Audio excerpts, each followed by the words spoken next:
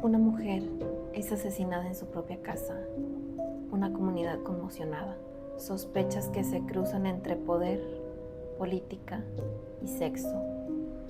El caso de Nora Dalmazo no tan solo estremeció a Argentina, sino que sigue siendo hasta el día de hoy un rompecabezas sin una pieza clave.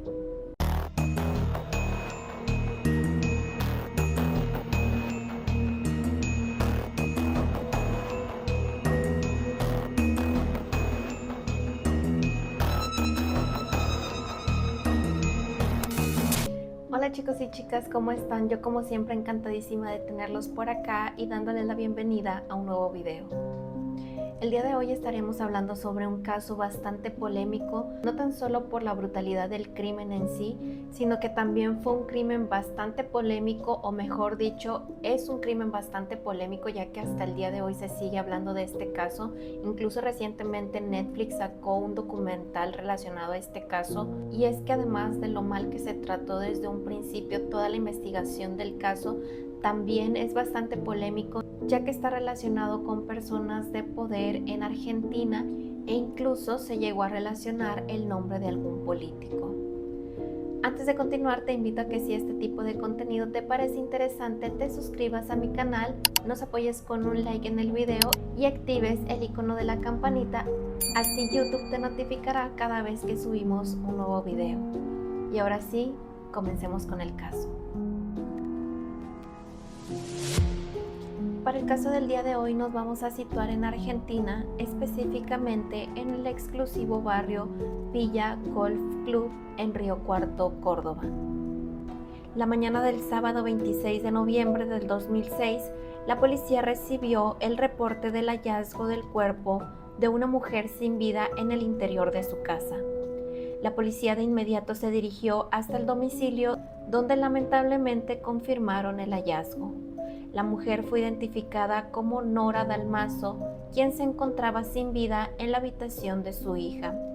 Con este hecho, y sin que nadie pudiera predecirlo, el país entero había despertado a un caso que cambiaría para siempre la percepción de justicia en la provincia. Antes de continuar, conozcamos quién era Nora Dalmazo para saber un poco más sobre su vida pasada y también sobre lo que estaba sucediendo previo al asesinato. Nora Raquel Dalmazo nació el 24 de noviembre de 1955 en Río Cuarto, Córdoba. Para el momento de los hechos tenía 51 años de edad. Provenía de una familia adinerada, ya que sus padres eran dueños de la empresa Servicios Sociales Graci, que se dedicaba a servicios médicos, terrenos y además eran dueños de farmacias y funerarias. Nora creció en un entorno solidario, ya que su familia promovía becas educativas, por lo que su espíritu beneficiario se manifestó desde que era muy joven. Al paso de los años, Nora se graduó como empresaria y participó activamente en las empresas familiares. Ella también trabajó en el diseño de interiores y fue una entusiasta de la jardinería, además de tener un gran gusto y talento como fotógrafa y pintora amateur, lo que la llevó a participar en algunas exposiciones y ganar varios premios locales. En el año de 1987 y tras 3 años de noviazgo, Nora se casó con Marcelo Macarrón, quien era un médico traumatólogo y ex jugador de rugby. La pareja tuvo 2 hijos, siendo Facundo Macarrón el mayor y quien para el momento de los hechos tendría alrededor de 19 años. Unos años después tuvieron a su hija Valentina Macarrón, quien para el momento del crimen de su madre tendría alrededor de 16 años de edad. Dicho todo esto, podemos notar que Nora Dalmazo era una mujer muy activa y conocida en su entorno, siendo una figura polifacética, una solidaria activa y una madre dedicada. Regresando a la investigación, esta fue desde un principio un desfile de errores. Incluso hubo varias versiones contradictorias y acusaciones cruzadas. Se habló de un crimen pasional, de un juego sexual y hasta de sicarios. Pero lo más impactante fue la forma en que los investigadores apuntaron contra el propio entorno de Nora. Para conocer un poco más sobre este caso, conozcamos qué fue lo que sucedió previo al hallazgo, ya que Nora ese fin de semana estaría sola en su casa. Como les había comentado, Nora tenía a su esposo y sus 2 hijos. Sin embargo, su hija Valentina, algunos meses atrás, que no se encontraba en casa, ya que se había ido a Estados Unidos a un intercambio. En el caso de su hijo mayor, Facundo, él se encontraba estudiando Derecho en la capital de Córdoba, por lo que él ya no vivía con sus padres, sino que vivía en la capital. En cuanto a su esposo, el médico Marcelo Macarrón, justo ese fin de semana había quedado con un grupo de amigos en ir a Uruguay, específicamente a Punta del Este, a jugar un torneo de golf, por lo que Marcelo salió desde el día jueves 23 de noviembre alrededor de las 7 de la mañana.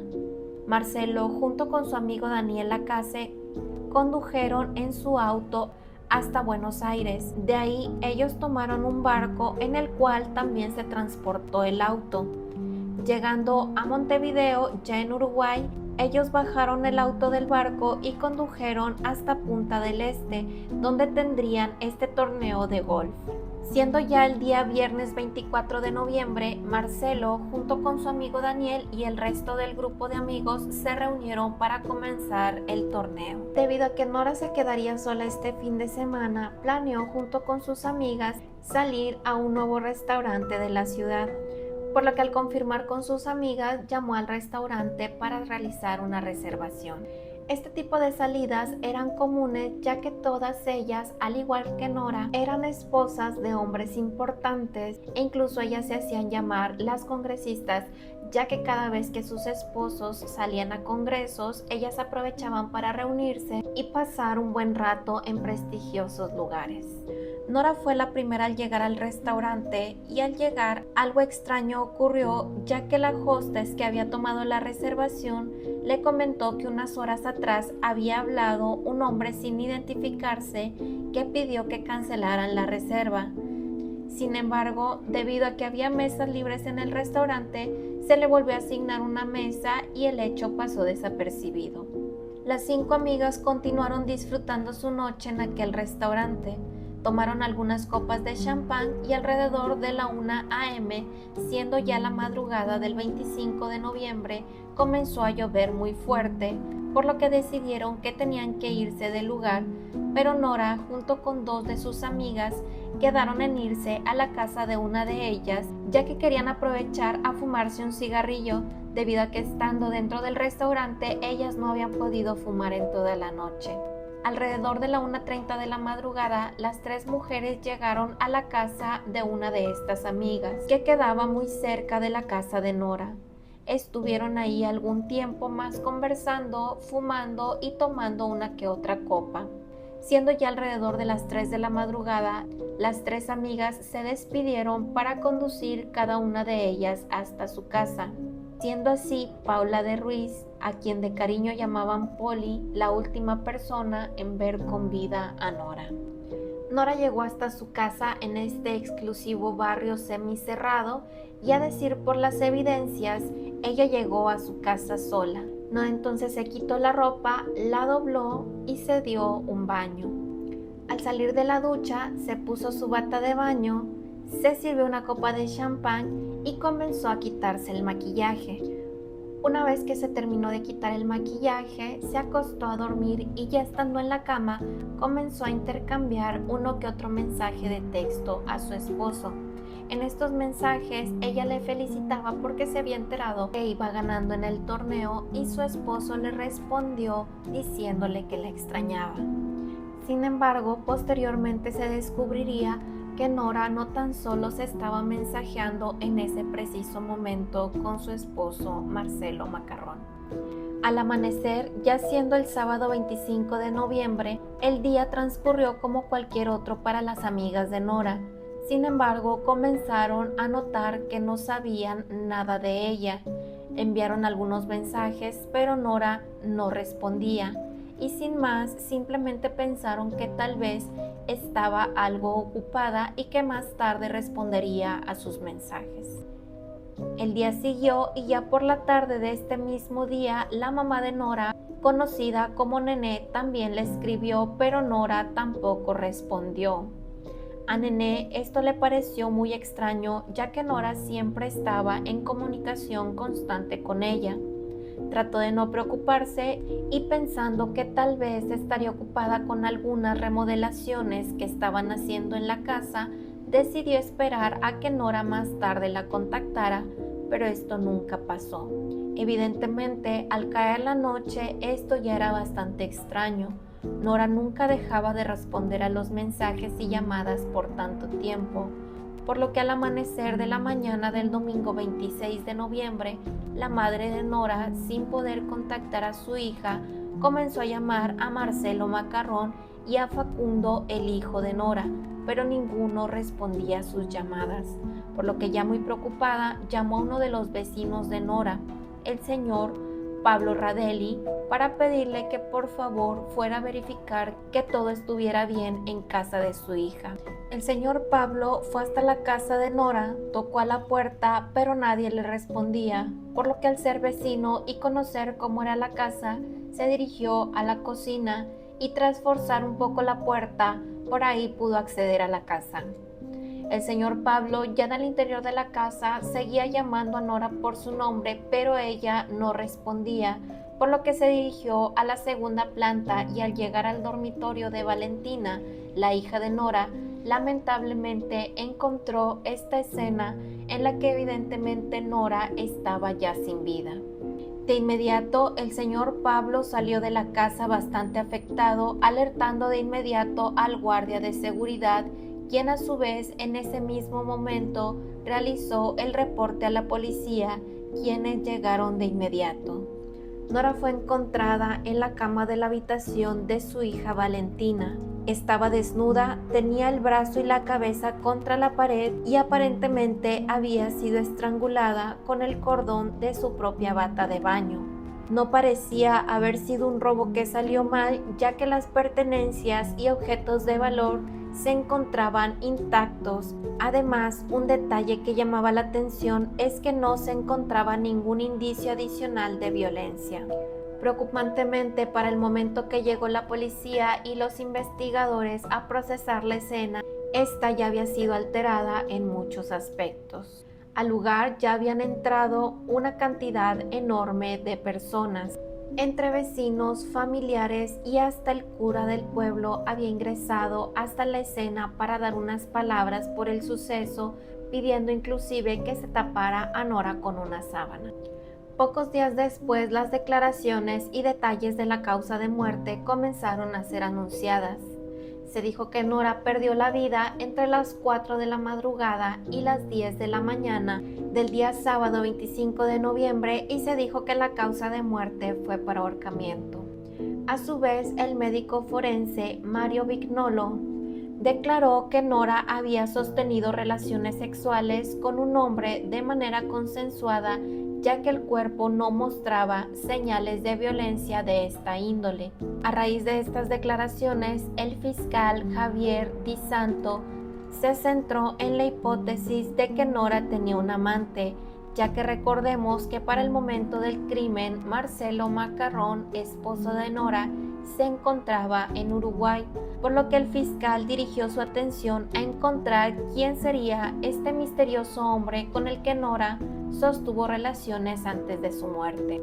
Debido a esto, se comenzó a manejar la hipótesis de que este había sido un crimen pasional.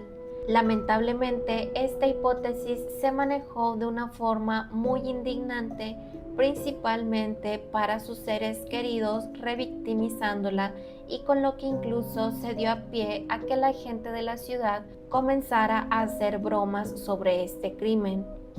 Semana a semana, el fiscal Di Santo aparecía con nuevos supuestos amantes de Nora. Entre ellos, se llegó a nombrar un político y un importante empresario de nombre Miguel Rorer. Sin embargo, este último durante el juicio pudo comprobar que él se encontraba fuera de la ciudad cuando ocurrió el crimen. Hubo un hombre de nombre Guillermo Albarracín que por su propio pie fue a declarar a las autoridades que había mantenido una relación sentimental con Nora. y pudo mostrar algunos mensajes como prueba, ya que de hecho él era uno de los amigos de Marcelo Macarrón, quien había estado en el torneo de golf en Uruguay. Se supo también por parte de la esposa de Guillermo que el sábado por la tarde ella se encontró con Nora y que de hecho fue ella quien le hizo saber a Nora que Marcelo, su esposo, estaba ganando en el torneo y que por el contrario a Guillermo le estaba yendo muy mal e iba perdiendo. Si recuerdan, les había comentado que la noche previa al crimen, Nora había estado enviándose algunos mensajes con su esposo y que posteriormente se descubrió que ella había estado hablando con alguien más. Fue de hecho con Guillermo con quien ella estuvo hablando también esa noche. Nora estuvo enviando algunos mensajes a Guillermo como molestándole y haciéndole algo de burla de que iba perdiendo, a lo que Guillermo respondió como riéndose del tema y Nora respondió algo relacionado a cómo estás perdiendo en el torneo pero ganando en el amor, muy probablemente refiriéndose a la relación que estaba manteniendo Guillermo y Nora. Esta evidencia de mensajes también sirvió para que se desmintieran a los demás supuestos amantes que mencionó el fiscal, ya que Guillermo era el único amante que podía haber sido confirmado. Debido a esto, el fiscal Di Santo señaló a una nueva hipótesis, mencionando que alguien había entrado a la casa de Nora y había abusado de ella. Con esto, el fiscal estaba ignorando por completo las declaraciones de los forenses, quienes dijeron que no hubo señales de abuso. El fiscal, bajo esta hipótesis, señaló a Gastón Zárate, un joven de 28 años de edad que había trabajado como albañil en la casa de Nora, simplemente porque una empleada doméstica de la casa había mencionado que el joven era muy ágil para trepar las paredes de la casa y posteriormente fue señalado por un amigo, quien luego de que Gastón pasara 24 horas encerrado, finalmente declaró que había hecho estas acusaciones bajo amenazas. Incluso, debido a lo poco creíble que era esta acusación, hubo una protesta de parte de todo el pueblo, en la que mucha gente del pueblo salió a marchar con perejiles en las manos, diciendo que Gastón había sido usado como perejil. Este término en Argentina es usado cuando alguien es acusado falsamente, usándolo como chivo expiatorio para tapar a los verdaderos culpables y cerrar el caso. Después de ser liberado, Gastón denunció que había sido golpeado para que se declarara culpable, cosa que evidentemente no hizo.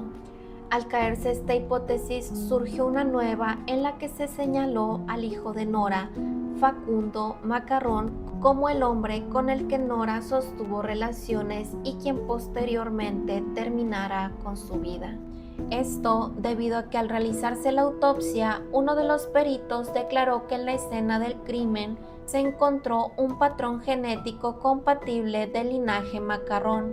Con esto no se podía comprobar exactamente de quién era, y aunque Marcelo Macarrón declaró que él había sostenido relaciones con Nora un día antes de irse al viaje, los peritos consideraban que no era posible que el esperma permaneciera en ella durante tanto tiempo, por lo que Marcelo fue descartado.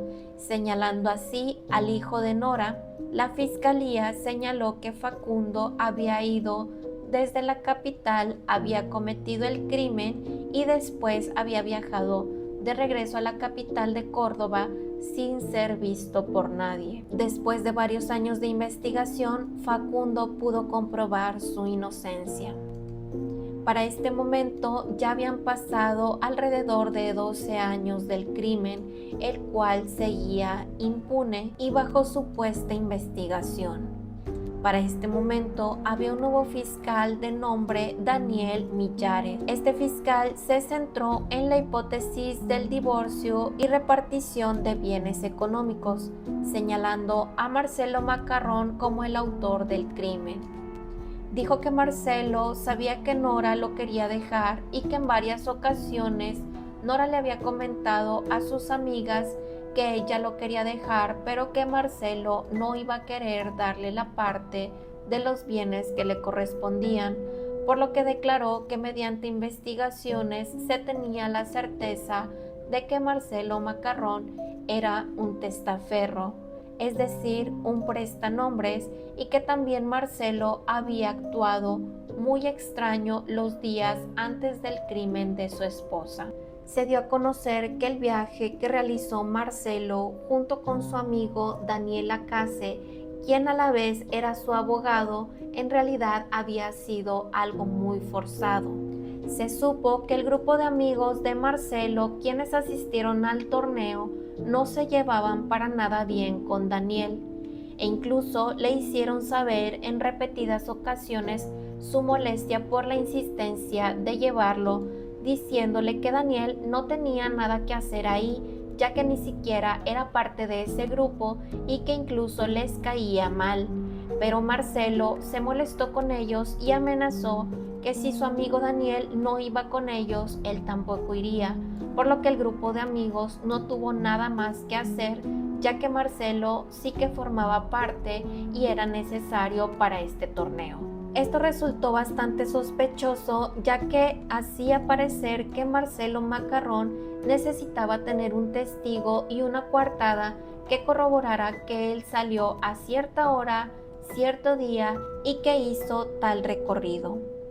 El fiscal también señaló sobre el comportamiento posterior al crimen, ya que al momento que Marcelo conoció la noticia del crimen de su esposa, de inmediato regresó a Río Cuarto y aunque en un inicio no dio declaraciones, posteriormente salió a dar declaraciones con las que se aseguraba de que todo el mundo supiera que su esposa Nora le había sido infiel. Es decir, él no estaba pidiendo que encontraran al asesino de su esposa, él más bien estaba buscando plantar la semilla de la infidelidad de su esposa ante todos los medios de comunicación, pero que también se supiera que la perdonaba si es que se había equivocado en los últimos momentos de su vida. Esto a pesar de que el mismo Marcelo Macarrón también tenía a un amante. También se supo por declaraciones de amigas de Nora que Marcelo nunca se notó triste o afectado por la muerte de su esposa. Él siguió su vida comúnmente como si nada hubiera pasado. Todo esto era hacia lo que apuntaba el nuevo fiscal Daniel Millares, señalando a Marcelo Macarrón como el culpable del asesinato de Nora Dalmazo.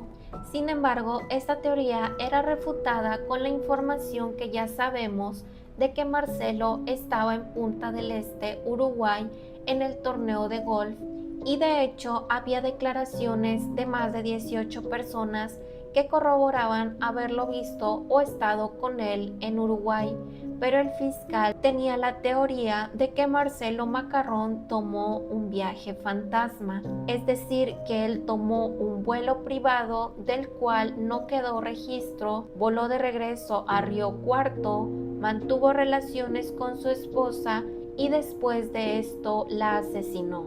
Él decía que esto coincidía a que justo en ese lapso de horas en el que se tenía registro que ocurrió el crimen, es decir, entre las 4 de la madrugada y las 10 de la mañana del sábado 25 de noviembre, nadie podía corroborar que vio o estuvo con Marcelo. Aunque por años se estuvo investigando a Marcelo Macarrón como presunto culpable, esta hipótesis no pudo ser corroborada. Ya para el año 2016 el caso tuvo un nuevo cambio de fiscal. El nuevo fiscal, de apellido Pizarro, presentó una nueva hipótesis, siendo esta la última de las hipótesis. Este fiscal apuntó a que Marcelo contrató a 2 sicarios para asesinar a su esposa Nora Dalmazo, señalando a los mismos motivos económicos y de divorcio que ya había mencionado el anterior fiscal Daniel Millares. El fiscal Pizarro tenía la teoría de que aquella noche Marcelo Macarrón ya tenía todo planeado y que había acordado el momento en el que los sicarios debían de llegar y terminar con la vida de su esposa, pero no contaba con que Nora aprovecharía que estaba sola para salir a cenar con sus amigas. Dice que Nora, unas horas antes de salir a la cena, había llamado a su esposo para contarle sobre sus planes, y si recordamos, yo les había mencionado que al llegar al restaurante, el chico que realizó la reservación le dijo a Nora que un hombre había hablado para cancelar la reservación, pues supuestamente, según el fiscal, este había sido Marcelo cancelando la reservación, ya que esto interfería con lo que tenía ya planeado con los sicarios. Sin embargo, como Nora sí pudo concretar su salida a cenar con sus amigas, supuestamente Marcelo tuvo que pedir a los sicarios que esperaran a que regresara su esposa para cometer el crimen.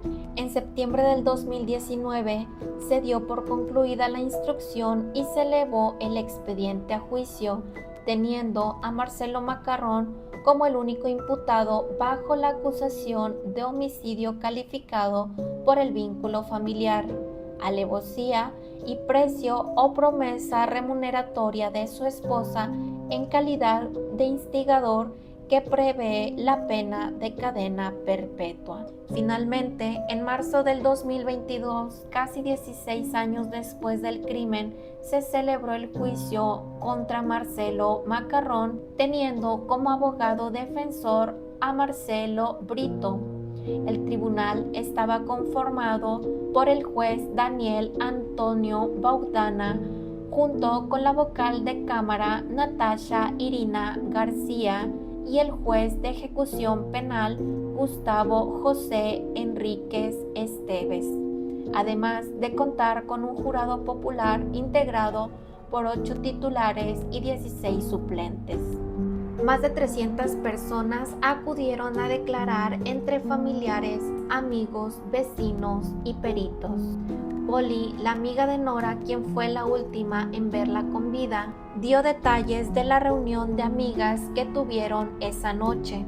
Mencionó también sobre la llamada misteriosa para cancelar la reservación en el restaurante, y también mencionó que efectivamente a Marcelo Macarrón nunca se le vio triste por la muerte de su esposa, y dijo textualmente: una de las pocas veces que me habló fue para contarme que había comprado un departamento en Miami. Lamento que haya marcado por eso y no por Nora. En esta misma declaración, Polly también defendió al empresario Miguel Rorer, quien también había sido señalado como presunto amante de Nora y quien es amigo del esposo de Polly, Daniel Ruiz.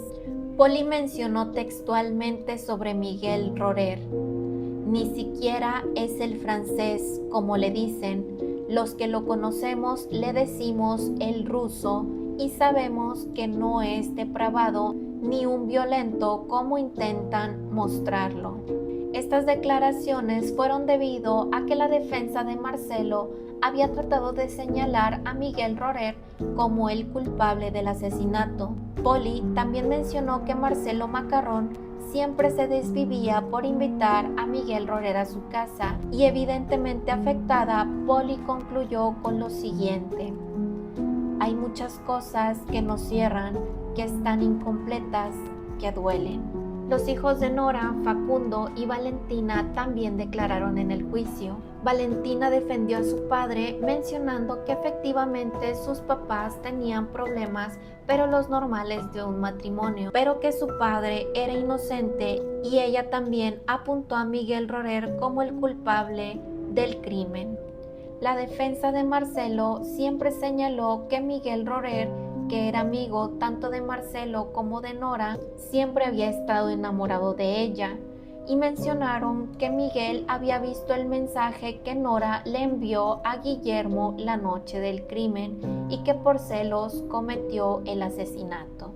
Otra de las amigas de Nora dijo que en alguna ocasión Nora le dijo textualmente: si tú te separas de Walter, es decir, de su esposo, no tendrías inconvenientes en dividir los bienes.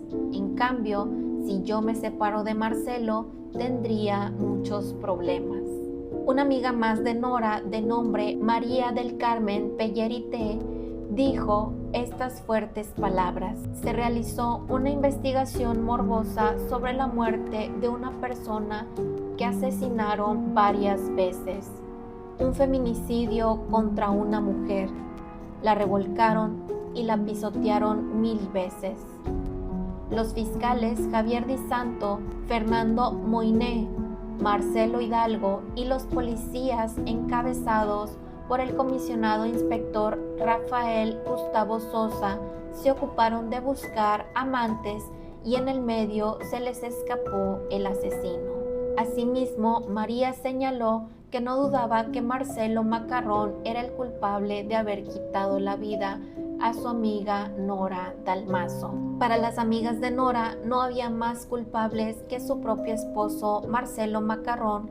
Sin embargo, para los hijos de Nora y Marcelo, su padre era inocente. Una vez concluidos los más de 300 testimonios y deliberadas las pruebas, se llegó a la conclusión por parte de los 8 jurados de que no había pruebas suficientes en contra de Marcelo Macarrón, por lo que el 5 de julio del año 2022, Marcelo Macarrón fue absuelto en el caso de su esposa Nora Dalmazo.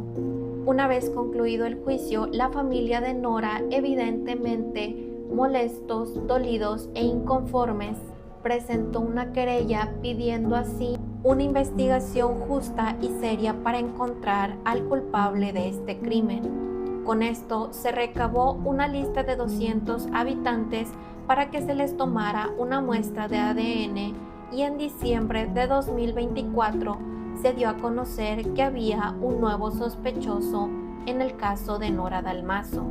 El 23 de diciembre del 2024 se informó que un hombre de nombre Roberto Barzona dio positivo a un análisis de ADN, ya que al momento en que se realizó la autopsia al cuerpo de Nora se había encontrado un vello púbico, el cual pertenecía a este hombre, y también se habían encontrado restos genéticos pertenecientes a Roberto Barzola en el cordón de la bata de baño con la que se había estrangulado a Nora. Sin embargo, a pesar de estas pruebas, debido a tantos años transcurridos, lamentablemente el caso de Nora Dalmazo ha prescrito, por lo que ya no es posible abrir un nuevo caso para llevar a juicio a Roberto Barzola. Casi 19 años han pasado de este crimen y quizá lamentablemente jamás se conozca la verdad de lo ocurrido aquella noche. Tal vez Nora nunca encuentre justicia debido a las pésimas acciones y omisiones en la investigación de este caso.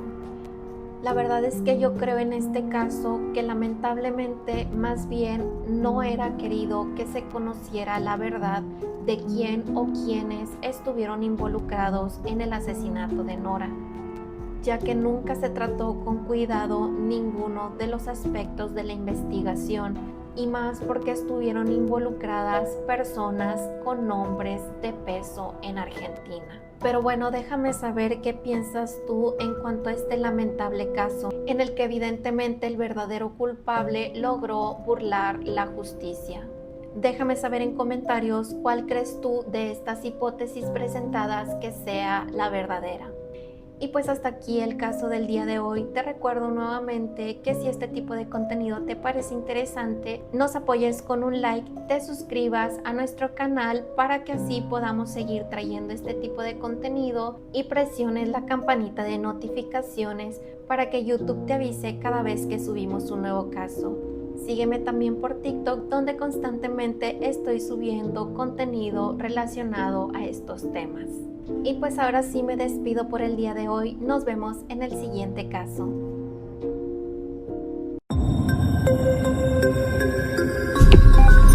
911, what's your emergency?